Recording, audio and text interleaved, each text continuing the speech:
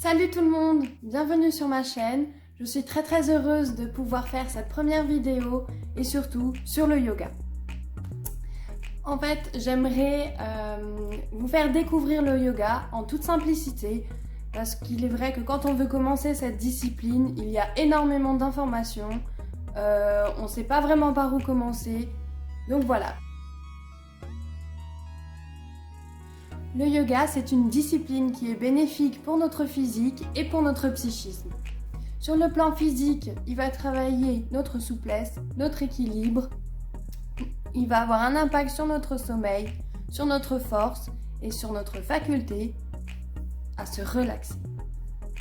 Sur le plan psychique, la concentration va s'améliorer, on va arriver à se reconnecter au monde qui nous entoure, à notre environnement et surtout à se recentrer sur nous-mêmes, apprendre à écouter nos ressentis. Le yoga, c'est donc une harmonisation entre le corps et l'esprit. Très souvent, quand on parle de yoga, on voit surtout, on a en tête les postures, des étirements, on voit un petit peu quelque chose comme la gymnastique, c'est ça. Mais pas que. Le yoga, c'est tout aussi une philosophie, une façon de vivre, des valeurs et des principes. Et en parlant de principes, dans le yoga, il y en a 8. Rien n'est imposé. Le yogi est volontaire. C'est un choix qu'il a fait de suivre ses principes. Le yoga, c'est toujours basé sur le volontariat. Je vais vous parler un petit peu de ces 8 principes. Je vais vraiment en parler succinctement parce que je compte faire une vidéo un petit peu plus tard pour rentrer plus en détail, pour un petit peu plus vous expliquer. Là, c'est vraiment juste pour vous les présenter tout simplement. Premier principe, yama. Donc yama, en fait, ce sont 5 règles que le yogi va appliquer pour vivre en société, pour vivre avec les autres. Deuxième principe, niyama. Donc là, contrairement au yama, ce sont 5 règles que le yogi va aussi suivre, mais cette fois-ci, pour lui, ce sont des règles qui sont recentrées sur nous, pour soi. Troisième, asana. Donc, asana, c'est l'un des principes les plus connus, c'est quand on dit yoga, c'est asana. Ce sont les postures, tout simplement. C'est les postures que l'on va effectuer lors d'une séance de yoga, pendant un flow. Et en fait, si vous voulez, à l'origine, les asanas, les postures, sont faites pour préparer notre corps à la méditation. Quatrième principe, pranayama. Pranayama, ce sont des exercices de respiration pour commencer le travail sur notre esprit. Ces exercices, on peut les faire avant une pratique, on peut les faire après notre séance de yoga, mais c'est aussi des exercices qu'on peut faire tout au long de la journée, tous les jours. Parfois, on le fait même sans être conscient. Par exemple, quand on est stressé, on vous dit souvent « Non mais t'inquiète pas, détends-toi, respire tranquillement ». C'est une forme de pranayama. Parce qu'on va agir sur notre esprit grâce à la respiration.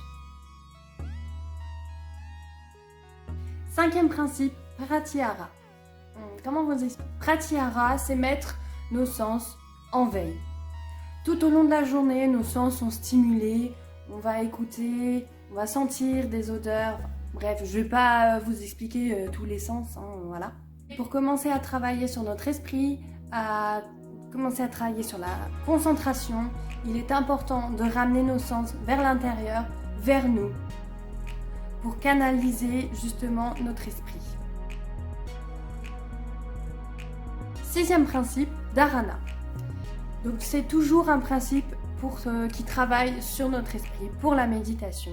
Et là en fait, c'est rentrer dans une grande méditation. C'est totalement un travail spécifique pour la concentration. On va canaliser notre esprit sur un seul point. C'est vraiment pour arrêter notre flux de pensée, pour, on va dire, se vider l'esprit et vraiment se concentrer que sur une seule chose. Comme par exemple, se concentrer sur la respiration. À la suite de ça vient le 7e principe qui est la méditation ultime. Tout simplement, l'arrêt de nos pensées. Voilà. La méditation, c'est vraiment rentrer totalement dans une bulle où on est coupé de tout, où même notre esprit est coupé de tout.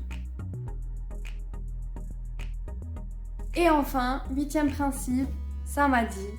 Donc, c'est le moment où le yogi atteint la réalité ultime. En religion bouddhiste, c'est ce qu'on appelle l'éveil. Le samadhi, il y a plusieurs stades, mais comme je vous ai dit, je parlerai de ça dans une autre vidéo. Je vais vous présenter 4 types de yoga. Donc c'est les yogas que j'ai pu pratiquer, que j'ai pu découvrir, expérimenter. Et pour moi, ce sont les yogas les plus connus, on va dire. Donc tout d'abord, il y a le Hatha Yoga. Donc ça, c'est un enchaînement de postures que l'on va garder pendant une durée. Et ça sert vraiment à harmoniser le corps et l'esprit. Il est fait pour des personnes qui souhaitent travailler sur la concentration et surtout, il va travailler les muscles profonds.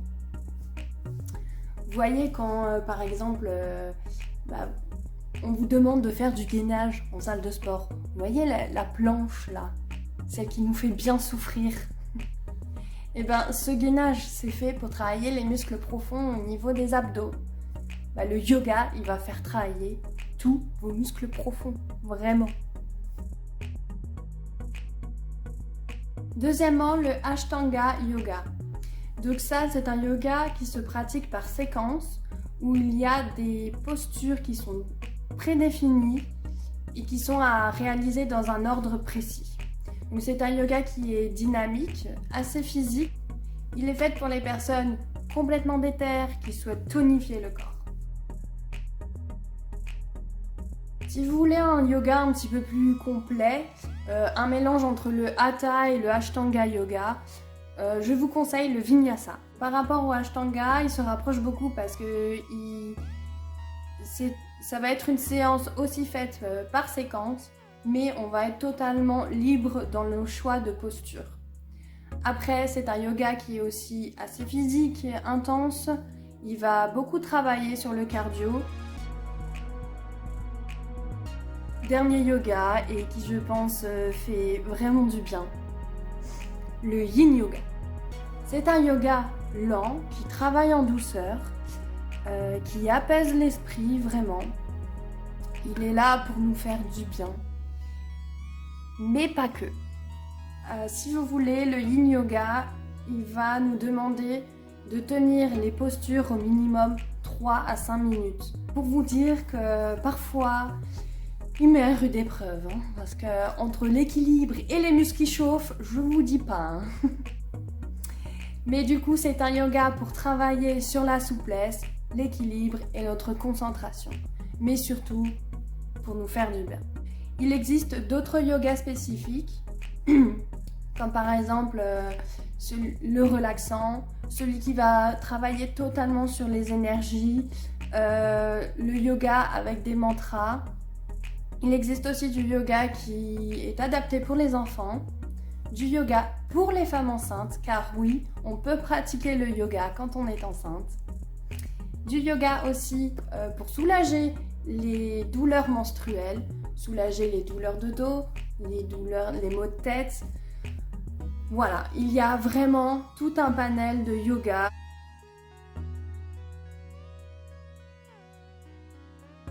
Si vous voulez commencer à pratiquer le yoga, je vais parler maintenant de tout ce qui est préparation et matériel. Donc, au niveau des vêtements, personnellement, je porte comme t-shirt quelque chose qui est près du corps.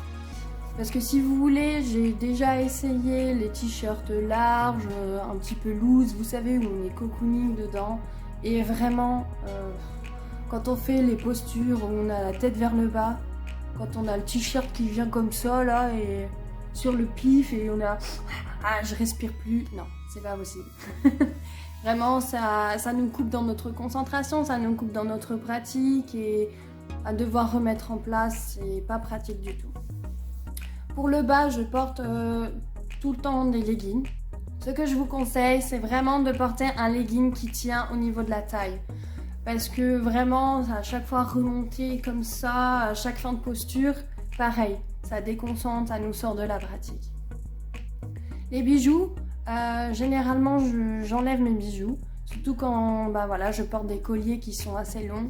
Et quand on a le collier qui vient comme ça dans la face, voilà, et on a le nez coincé dedans, ça va pas?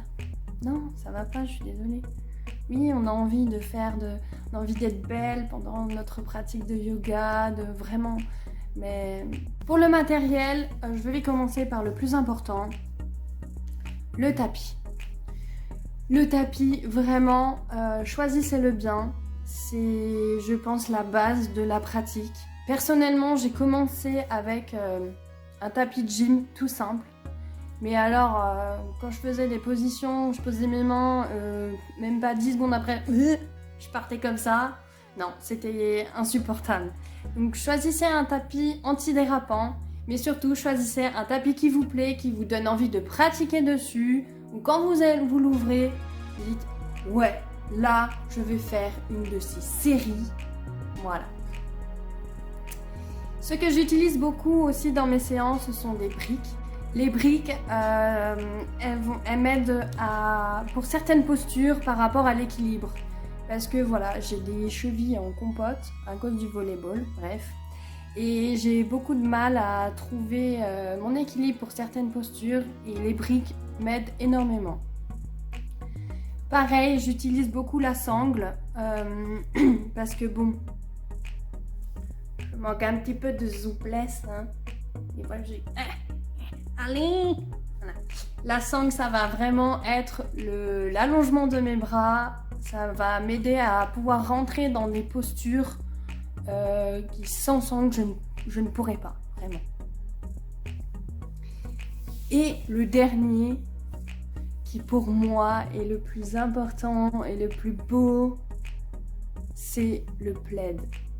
Si vous voulez, à chaque fin de séance de yoga, il est important de faire une séance de relaxation pour intégrer tous les bienfaits des postures que vous avez pu faire. Et pendant la séance de relaxation, notre corps n'est pas du tout actif, il refroidit et c'est là où on commence un petit peu à cailler et du coup, on n'est plus du tout dans une posture de relaxation. Et en plus, entre nous les filles, c'est une très très bonne excuse auprès de nos copains pour acheter des plaids. Oui, j'en ai 10, oui, bien sûr, je sais. Mais là, j'en ai vraiment besoin pour le yoga. C'est impératif, vraiment, je t'assure. Le yoga est égal plaid. Ah si, si. Voilà, ok. Je vais passer à la quête. Merci. Oh, tu me l'achètes, c'est gentil. Merci, mon amour.